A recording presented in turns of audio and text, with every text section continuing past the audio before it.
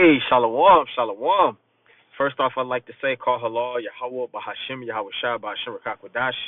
I'd like to give double honors to the apostles and elders of Great Millstone who taught me. Also would like to say peace, blessings, and salutations to the elect, the Akim that's pushing his word in all sincerity and faith throughout the four corners of the earth. For the Aqua, the sincere sisters who watch and believe, Shalom to you as well.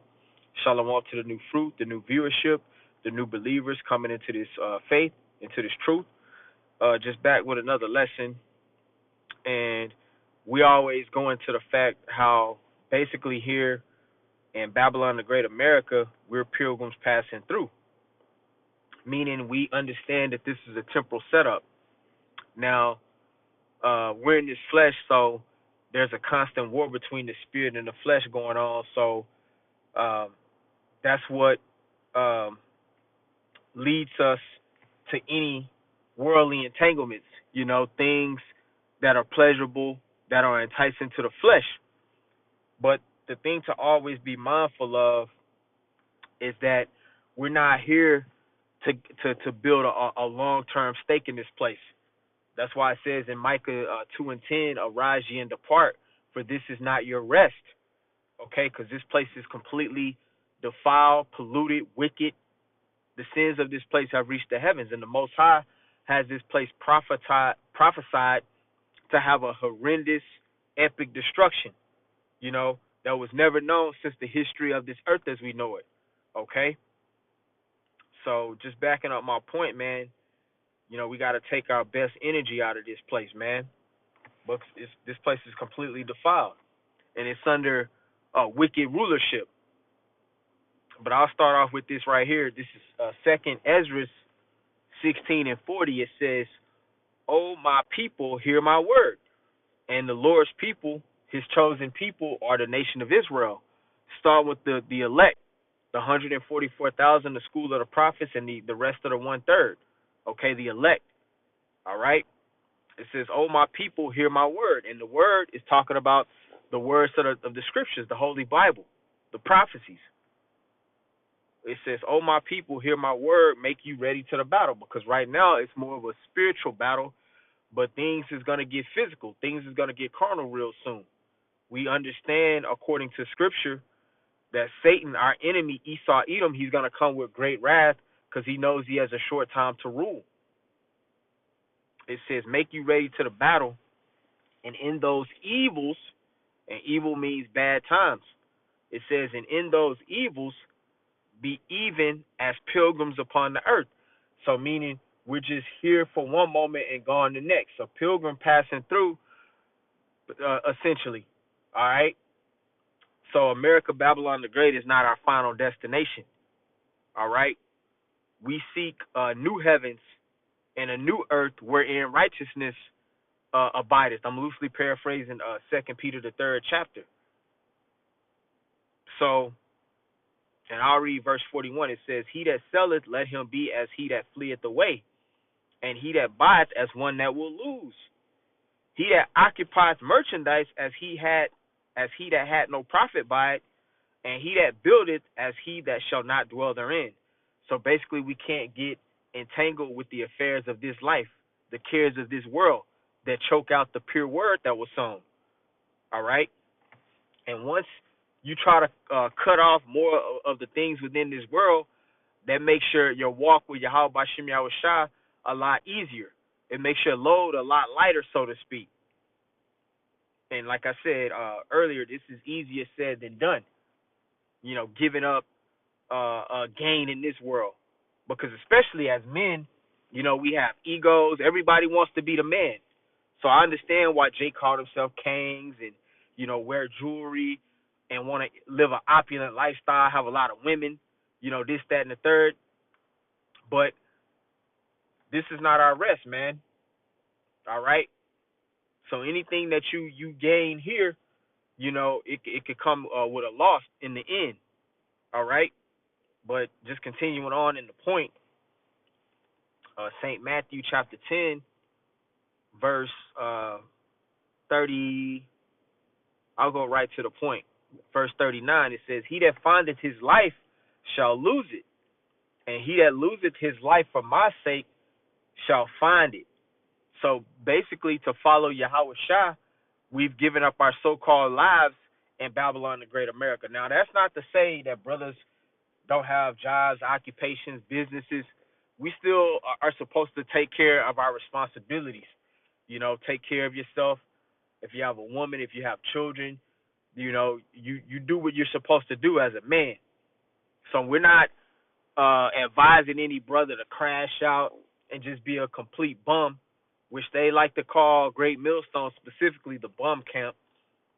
But it's basically saying take your mind out of this place, okay? We seek things above, not things below, like it says in Colossians, the 3rd chapter. So we already understand that we make our bodies a living sacrifice to serve Yahweh Shah, and it comes with basically forsaking everything on this side, man, if it comes down to it, because we understand what we stand to gain if we endure to the end and complete our course.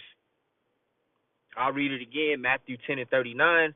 He that findeth his life shall lose it, and he that loseth his life for my sake shall find it. So ultimately, we're trying to receive immortality. All right, we're willing to trade off this mortal flesh and these carnal lusts for immortality in the kingdom of heaven, man, in all manner of righteousness. So to hell with this life, man. Okay? Now, like I said, brothers, we do the best that we can, even in our daily functions and faculties, especially to put ourselves, to put the Akim in the best position to push this ministry, to push this word. But at the end of the life, or at the end of the day, man, to hell with this life, man. All right? The Lord has something far greater set up for us, man. But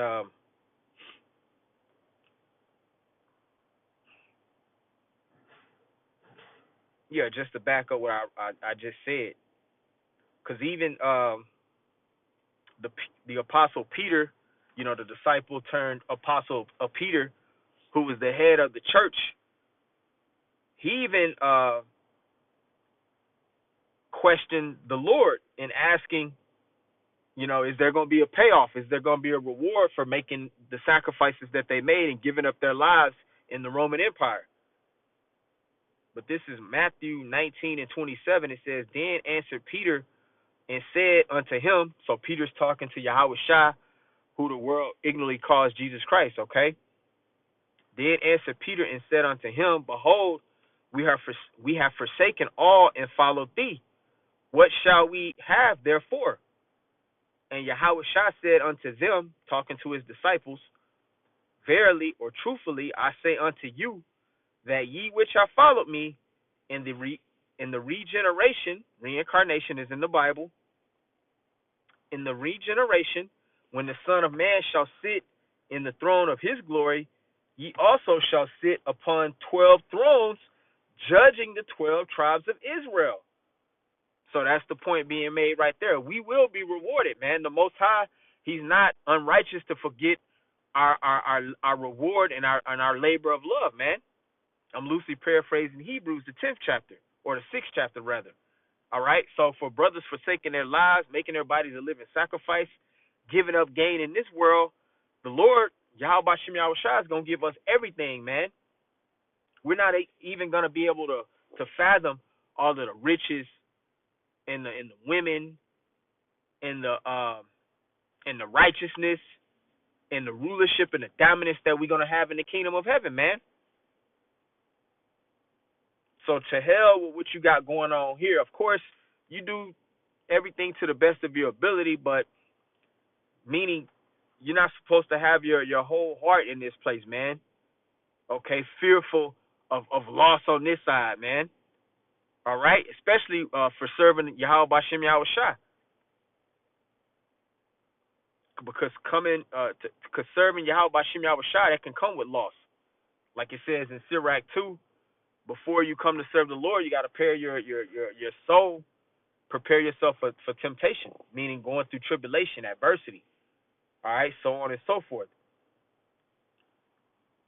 But continuing on to the next precept, or another precept,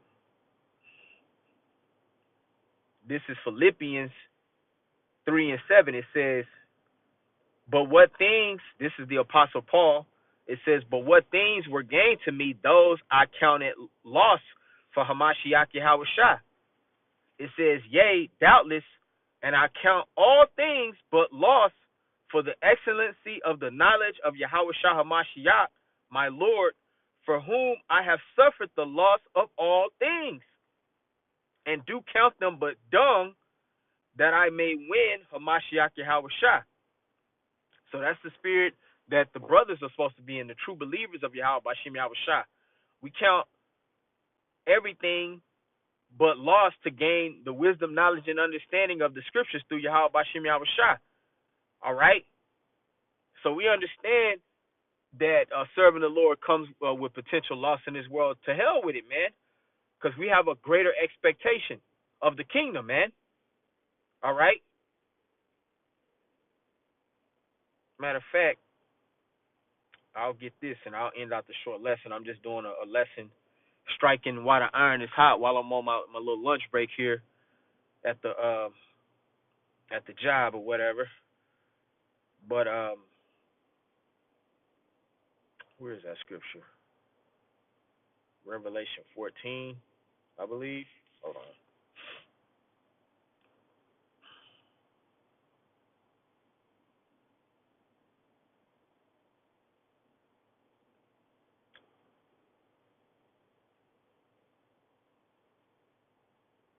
Salaki Akim.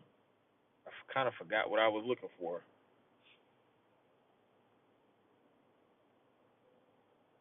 It might be in 12, actually. Hold on.